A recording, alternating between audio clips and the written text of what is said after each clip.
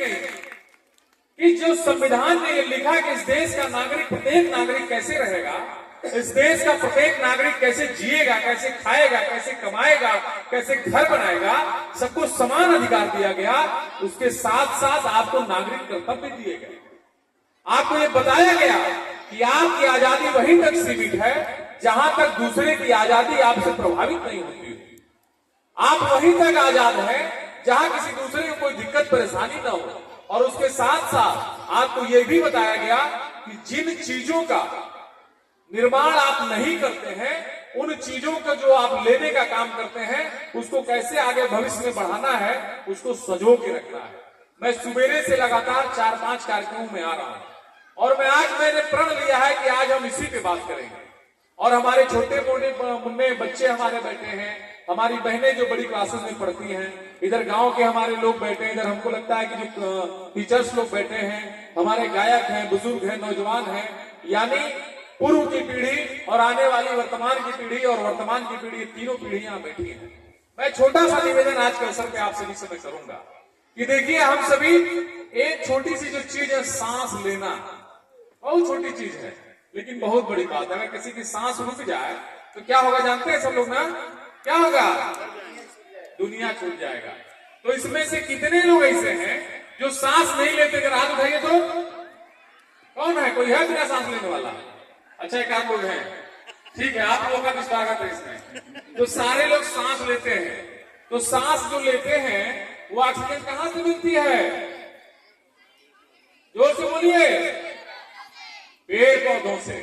तो जो आप सांस लेते हैं, आप बताइए कि पीछे का जो जितनी सांस आप लिए हैं जब से पैदा हुए और अब तक, क्या आपने पेड़ पौधा लगाया था?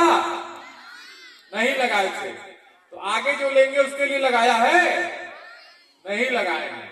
तो ये बताइए फिर आगे जब आप पूरी ऑक्सीजन आप ही ले लेंगे तो फिर आने वाली हमारी पीढ़ियां कैसे जिएंगी? इसके लिए क्या करना होगा? लगाना होगा। तो सब लोग लगाएंगे। ये 26 जनवरी कहती है, ठीक ना?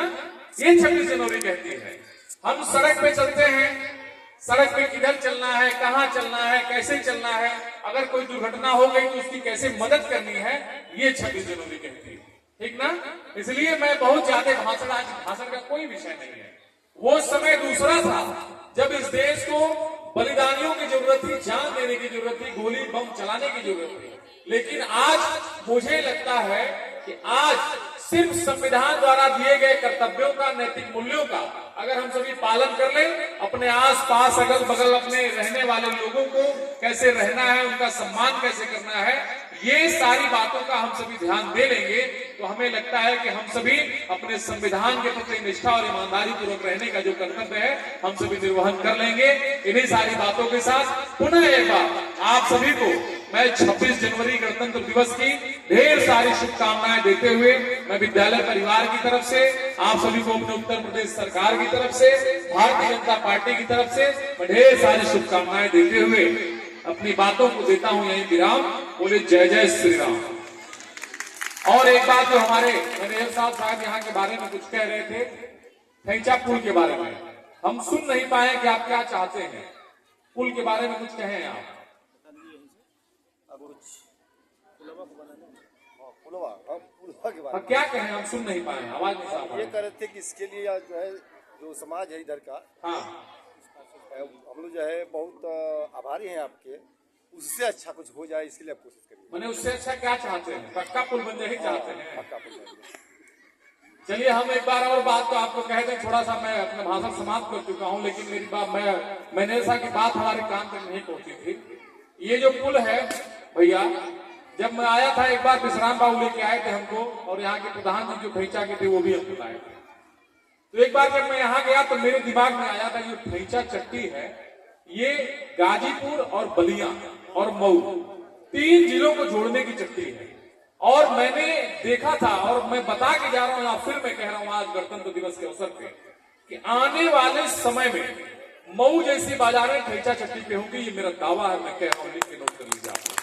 बस आप लोगों को थोड़ा आपको ध्यान देना है। ध्यान क्या देना है कि जो भी जिम्मेदार लोग इस क्षेत्र के रहने वाले नेता हैं, सामाजिक संगठन चलाते हैं, विद्यालय के प्रबंधक महोदय लोग हैं, सब लोगों से मैं कहूंगा कि एक बार इस इधर के जितने लोग हैं सबकी एक सूचीबद्ध करके हमारे साथ उनकी बैठक करानी है। और जिस दिन आप बैठक कराएंगे उससे 6 महीने के अंदर माननीय मुख्यमंत्री उत्तर प्रदेश सरकार से मैं इस पक्के पुल की घोषणा भी करा दूंगा, ये मेरा दावा है। लेकिन आपको बैठना पड़ेगा, आपकी अपनी समस्या है, आप उसके साथ नहीं बैठेंगे तो आपकी दुनिया की कोई ताकत आपकी समस्या का निदान नहीं कर सकती। ये मैं कहने के साथ अभी अपनी बात को मैं समाप्त करता हूं। और जितने हमारे साथी कलाकारों ने हमारा सम्मान बढ़ाया है, मैं आपका हृदय गहराइयों से, आपका भी सभी का हृदय गहराइयों से बहुत बहुत आभार देता हूं। बहुत बहुत धन्यवाद।